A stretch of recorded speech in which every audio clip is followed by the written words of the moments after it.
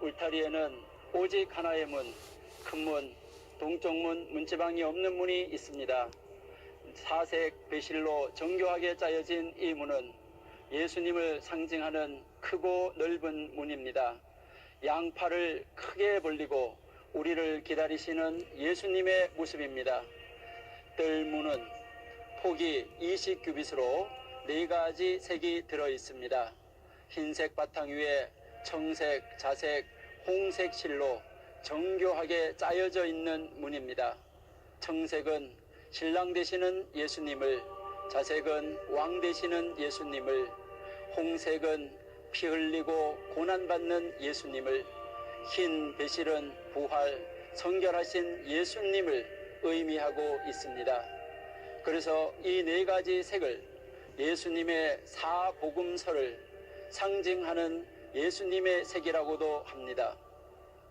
구원의 문은 오직 예수님 한 분뿐이며 크신 분 성자 하나님이시며 누구든지 믿을 수 있는 분이십니다.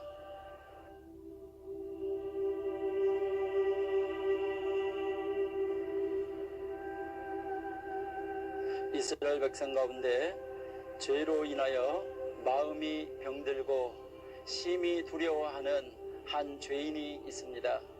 이 죄인은 이방인의 뜰에서 유일한 문인 뜰문을 통과하여 번제단을 향하여 양을 끌고 들어오게 됩니다. 양을 끌고 제사장의 지시에 따라 제사장 옆에 서게 되어 제사장이 지시하는 대로 양의 머리에 손을 얹고 안수하며 회개하고 기도하고 죄를 자백한 후 이 양은 번제물로 올려지게 되는 것입니다. 이 양은 우리를 위해서 십자가에서 돌아가신 예수님을 상징하는 것입니다. 이 양의 피는 십자가 위에서 흘리신 예수님의 보혈을 상징하는 것입니다.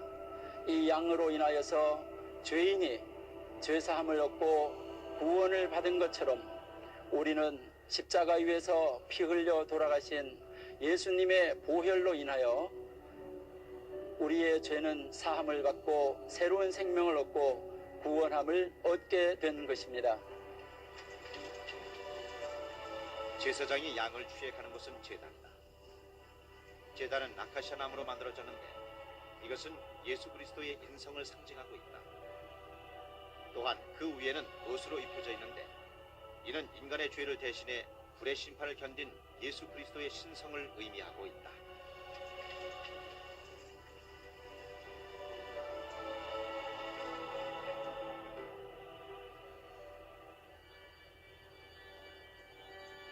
마침내 죄인이 끌고 울타리 안으로 들어온 어린 양은 각이 떼어지고 가죽이 벗겨지고 제물이 되어져서 번제단 위에 불살라 타올라가게 됩니다.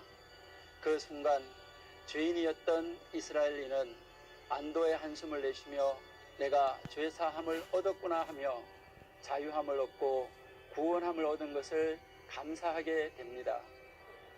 제사장은 이 번제단 곁에 서서 이스라엘 백성 가운데 죄를 지은 자들이 양을 끌고 동쪽 울타리 문을 통과해서 들어오는 것을 매일매일 기다리고 서 있었습니다.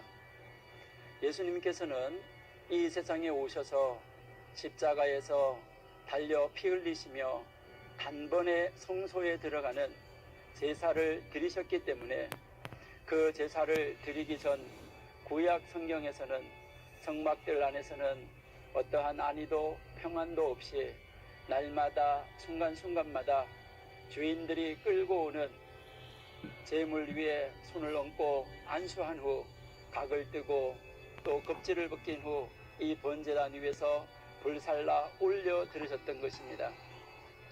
이제 이 번제단은 예수 그리스도의 그 피가 온 백성을, 인류의 백성의 죄를 다 사하고 인류 백성을 하나님의 품 안으로, 하나님의 나라 안으로 들어가게 하는 유일한 피가 되었던 것입니다. 바로 그 피가 드려진 것을 상징하는 단이 이 번제단인 것입니다. 번제단을 지나 성막을 향하여 걸어오면 성막과 번제단 사이에 물두멍이 있습니다.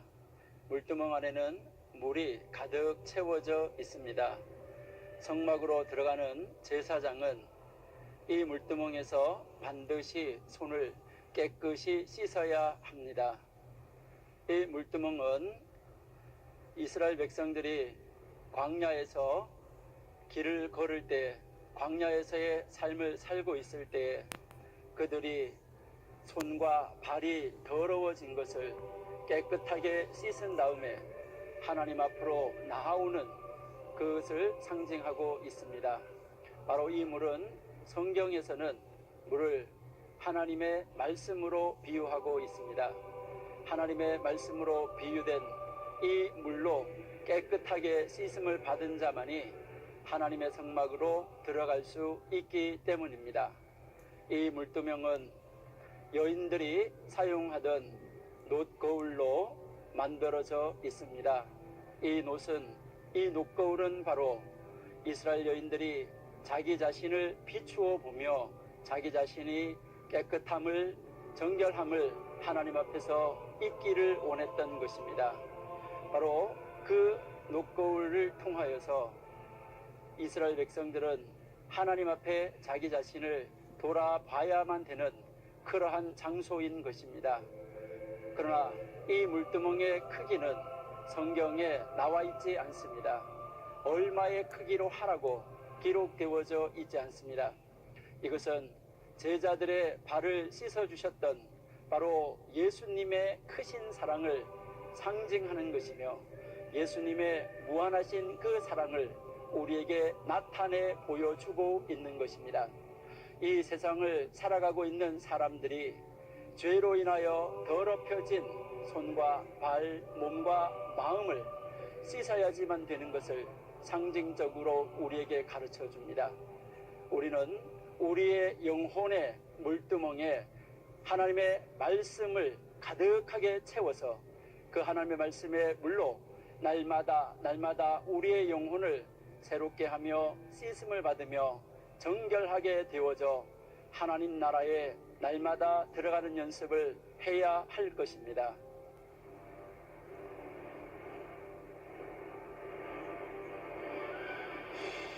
제사장들만이 출입할 수 있는 성막은 높이가 10규빗이며 48개의 널판으로 붙여진 벽으로 둘러싸여 있고 모두 금으로 입혀져 있다. 금으로 입혀진 널판들은 모두 48장이 사용됐으며 보이는 4개의 띠와 보이지 않는 1개의 띠를 합하여 총 5개의 띠에 의해 온전히 연합되어 있다. 제사장은 물두멍에서 손을 깨끗하게 씻은 후 성막을 향하여 걸어오게 됩니다. 성막은 4가지 종류의 덮개로 덮여져 있습니다. 가장 안쪽에 있는 속 덮개는 그룹을 수놓은 양장으로 4가지 색으로 정교하게 짜여진 아름다운 덮개입니다. 두 번째 덮개는 염소의 털로 만들어진 덮개입니다. 세 번째 덮개는 번제단에서 하나님 앞에 제물로 드려진 양들의 가죽에 붉은 물을 드리는 것으로 만든 수양의 가죽입니다. 다시 말해서 붉은 물 들인 수양의 가죽입니다. 이것은 예수 그리스도께서 단번에 죄 사함을 위하여 십자가에서 돌아가신 것을 상징하는 것이며 이 피의 물을 들인 이 수양의 가죽은 성부 아버지 하나님께 성자 예수님께서 완전한 희생을 드린 것을 상징하는 것입니다. 네 번째 덮개는 해달의 가죽으로 만들어진 덮개입니다. 해달의 가죽은 모든 것으로부터 보호받을 수 있는 튼튼한 가죽이기 때문에 이 성막의 가장 바깥 덮개는 가장 튼튼한 가죽인 해달의 가죽으로 만들어 덮게 되었던 것입니다. 성막에서 가장 중요한 것은 바로 법궤 위에 떠오르는 구름 기둥이었습니다. 그 구름 기둥은 하나님이 법궤에 이스라엘 백성 가운데 함께 거하시는 것을 알려주는 표시였습니다. 하나님의 임재를 이스라엘 백성들에게 보여주는 증거였던 것입니다. 이제 앞으로 구름 기둥이 옮겨가는 곳을 따라서 이스라엘 백성들은 바로 이 성막을 옮겨가야지만 되었던 것입니다. 이제 완전하게 철저하게 분리되어진 땅, 성결의 땅, 이스라엘 백성들 가운데 함께 거하시는 거룩하신 하나님의 처소, 거룩한 땅으로 이제 우리 함께 들어가 보십시다.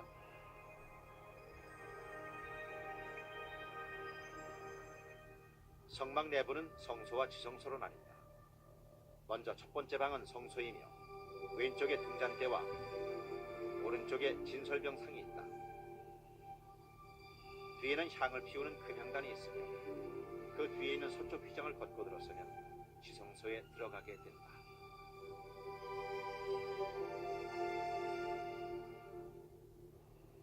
이제 우리는 마침내 성막의 내부 안으로 들어오게 되었습니다. 이 성막의 내부 안 첫 번째 방은 성소라고 부르고 있습니다. 성소의 남쪽에 보시면은 이와 같이 금 등잔대가 놓여져 있습니다. 이 등잔대는 금 한 달란트로 쳐서 연하여 만든 가지 6개 달려 있으며 줄기 하나로 되어져 있는 등잔대인 것입니다. 바로 가운데 줄기는 예수님을 상징하는 것이며 옆에 각각 3가지씩 붙어 있는 것은 이제 포도나무가 가지에 붙어 있어야만 사는 것처럼 예수님의 가지에 붙어 있어야지만 빛을 발할 수 있다는 것을 가르쳐 주고 있는 내용인 것입니다. 바로 이 등잔대에는 불이 항상 켜져 있으며 이 어두운 성막 안에 유일하게 빛을 비추고 있는 것이 등잔대인 것입니다. 이 등잔대 위에 이 6가지 달려있는 이 불들은 양쪽에서 3개씩 중앙에 있는 기둥을 향하여서 비추고 있습니다. 이 중앙 기둥은 바로 예수 그리스도를 상징하는 것입니다.